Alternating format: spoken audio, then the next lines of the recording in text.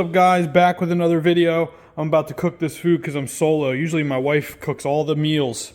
I'm solo. You can tell I got pots and pans, everything's a mess. Dishwasher stopped working, but we gotta figure it out. So I'm gonna make this food. Not sure if this is how I do this, but I got blood everywhere. I got ground beef on the wall. That's a lot of meat. You guys didn't see my last video. The microwave oven combo is broken. It's $7,000 to replace the whole unit. So I took the control panel touchpad out because that's what's wrong with it. Also, the dishwasher failed today too. But this piece here, you can't get it anymore. You can only get it for the new model. And the new model, the buttons don't work the same. So when you click like add 30 seconds, it turns the oven on instead of working the microwave. So I was able to find one on eBay. It's used, 330 bucks. But hey, a lot better than 7 grand. I just made dinner, now I'm folding laundry. Do you guys remember the crypto I have, Ondo Finance? I haven't talked about it in a long time, but in some old videos I talk about it. It said today they were talking to the SEC, Security and Exchange Commission, about tokenizing US Treasuries. I think they just got a meeting with them. I don't think there's anything happening, but kind of interesting. You know, I was playing around with the math of SCHD, and even though it's so boring, and even though I'm investing in yesterday's winners, probably today's losers, I just can't shake the fact that I can actually do the math and figure out, based on the growth rate of the dividend, even if I subtract it, even if it's not 11%, if I go with 8%, I can do the math and I can see with the amount of money I have invested, and if I reinvest the dividends, actually what date I'll hit my freedom number. So it's telling me that I'll hit my freedom number in 9 years. That's not looking at principal balance growth or anything like that. I'm talking about strictly dividends. I got obsessed with this when I realized that when Warren Buffett made his Coca-Cola investment, he actually calculated when he would make his entire investment back in 1 year in dividends. And then I started thinking differently. I'm like, man, I need to think like that. And I love the idea that I can calculate the cash flow. But there's no telling, there's no guarantee that those dividends are... I'm really a skeptic, so when I say these things, I'm not just like up in the clouds. Because I said to ChatGPT, because I use it for a calculator, I said, but there's no guarantee that these dividends are going to continue to grow at this rate. So we dropped it down after 5 years, just like the discounted cash flow model I explained in past videos. We dropped it down to where like year 6 to 10, it drops to a lower growth rate. And I'm not talking about the companies, I'm talking about the dividend. I'm not talking about the principal balance. I'm talking about the actual dividend.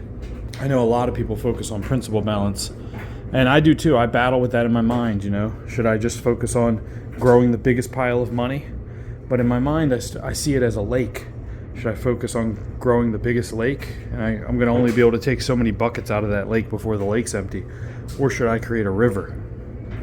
But that's not to say that I still don't have, 10% of my portfolio in some cryptocurrency or quantum stocks or another 10% in VGT. So I do have access to that growth. But my main core is focused on income, because for me, income is going to get me freedom. Now, this is not financial advice. SCHD could literally be a loser in the future. And if you're young, your best bet's just the dollar cost average, the S&P 500, call it a day, or do whatever you see fit based on your own research. But this is not financial advice. I'm just telling you my ideas. Hey, do you have blue Van socks? Yeah. You do? All right, laundry done. It's like the Lion King up in here. You want dessert? Oh, you want Italian ice? These are all kind of like healthy desserts.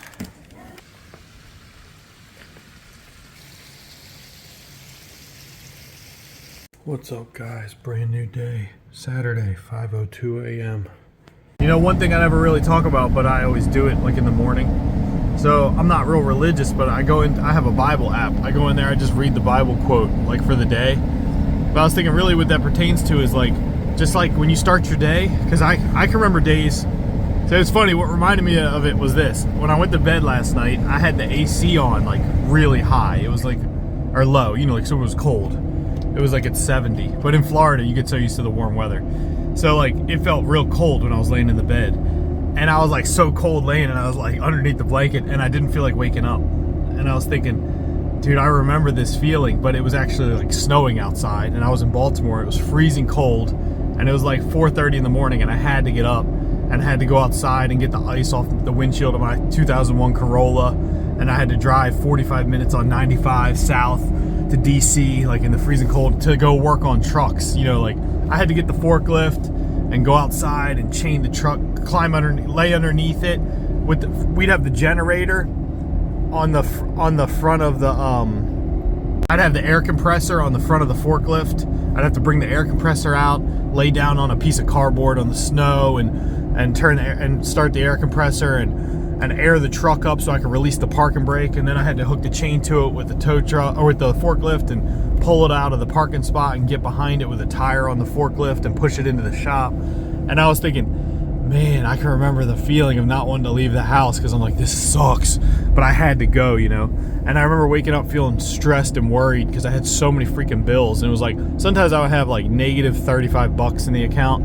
Or no, actually I remember $35 because that was the Bank of America overdraft fee. So it would be like, I would have negative, but then I would get hit, something else would come out after it, and I would get hit with like 35 overdraft fees. Leave a comment if anybody knows what I'm talking about. But that was a regular thing. And I can remember starting the day in fear and worry and scarcity, and just definitely didn't have a abundance mindset, that's for sure.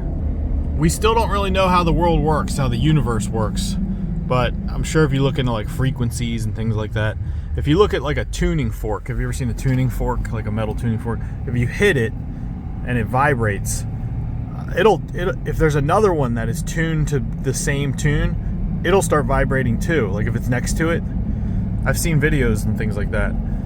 Or have you ever seen like when they'll put salt or sand on like a piece of cardboard and on top of a speaker, and they play different frequencies? Have you seen the patterns it makes?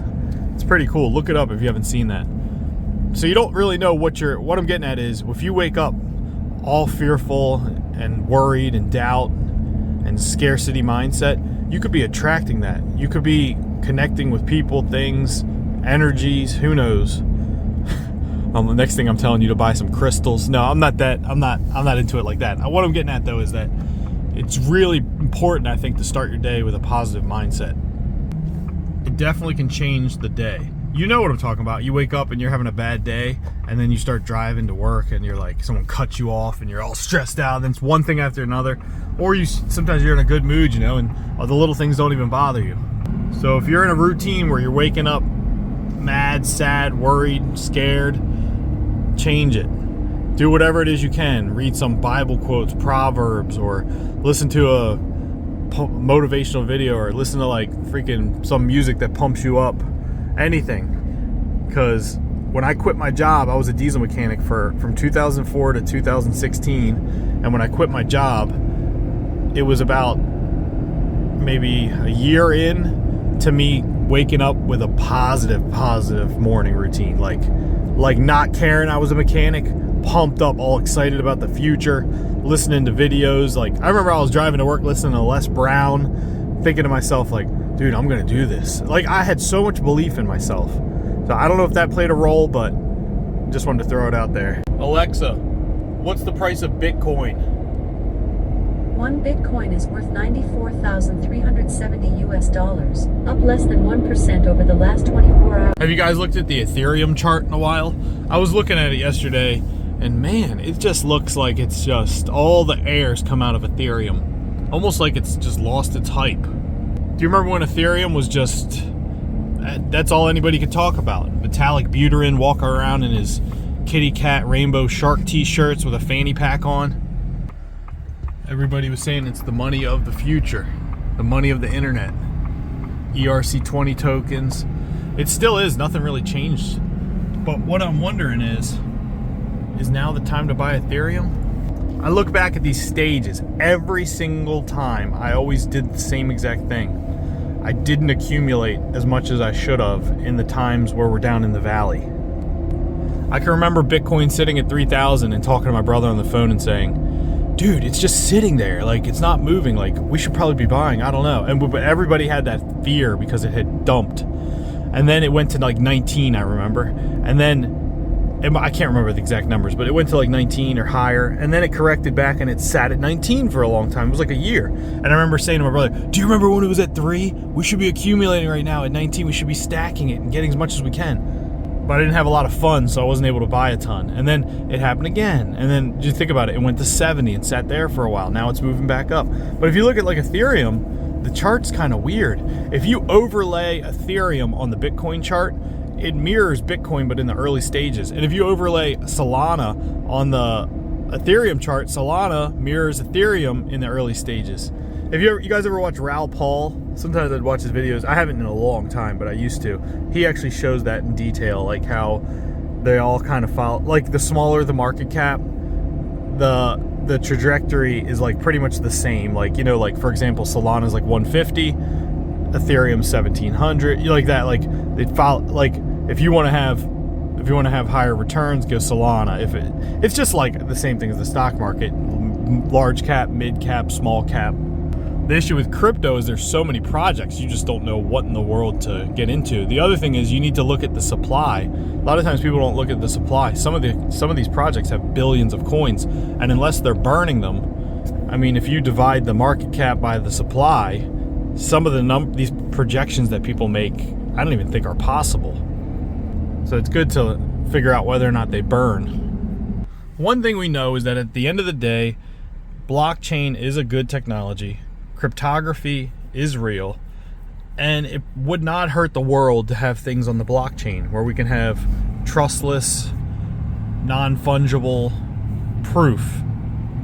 It can disrupt a lot of industries, insurance, voting. I mean, we're not going to disrupt voting, but you get what I'm saying. Like it can improve it. There's so many different things that it can improve. Like right now, Ondo Finance is talking to the SEC about trying to tokenize U.S. treasuries. Eventually, I think everything's going to be tokenized. I think Larry Fink from BlackRock recognizes that, and that's why he's like so hardcore in investing in all these small crypto projects, because they want to tokenize the stock market. Because when you buy a share, it'll be logged on the blockchain, and then like dividends would be like basically like an NFT. I'm not saying it'd be an NFT, but like it would be recorded, the dividends. Also, too, shareholders could have perks and things if it was on the blockchain. Like maybe all Coca-Cola shareholders get like some Coca-Cola wallet, and then you get a QR code, and once a quarter you get some special collectible thing because you're a shareholder. You get what I'm saying? Like weird things like that. Who knows what the future holds, but I definitely see there's a future with blockchain and cryptography.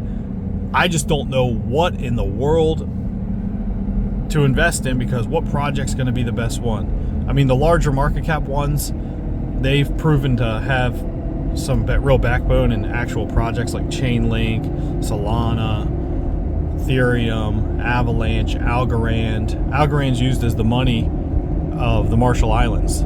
They built their currency on it. I like Aptos, Mina, Sui Finance. Sui Finance, dude, has been popping off. Yet again, I sold it. Just like everybody else, or not everybody, but some people.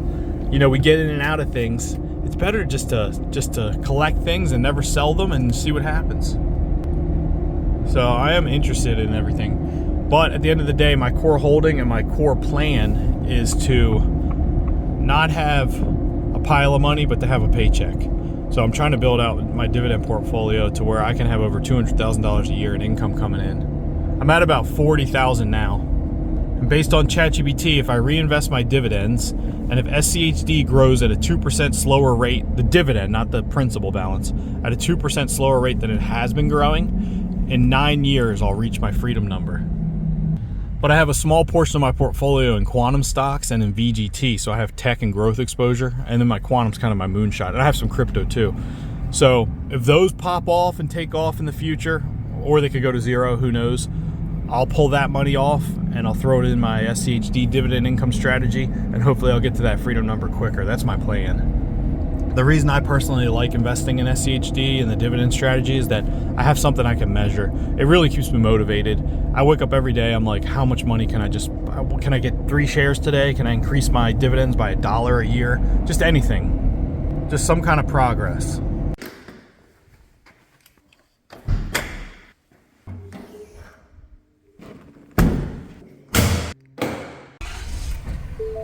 son a donut at the Dunkin' Donuts drive-thru. I don't think I can fit in this thing.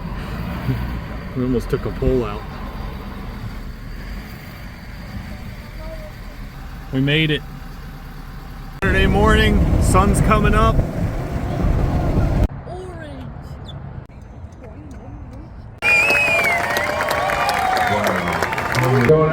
They're going to be over 40 strokes a minute. That's how many times the blade goes in. Years of this race. Again, this is a qualifying piece. So we may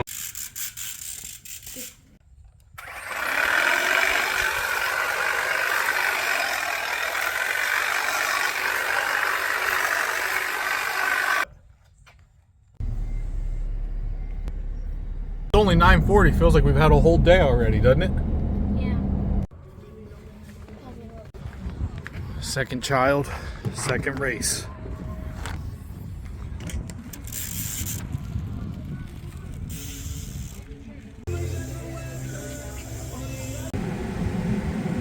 I'm gonna hit the humps in the truck.